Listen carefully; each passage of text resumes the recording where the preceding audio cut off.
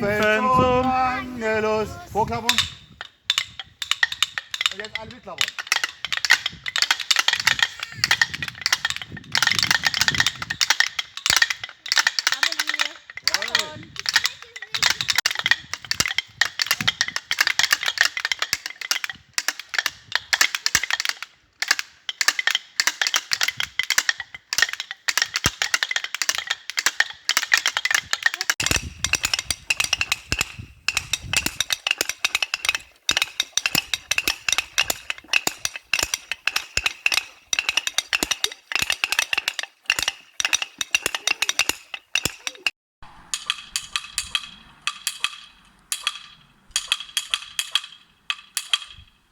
Mama.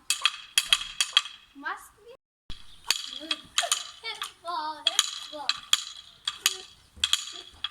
Zeig's ihm doch mal. Ja, hoch.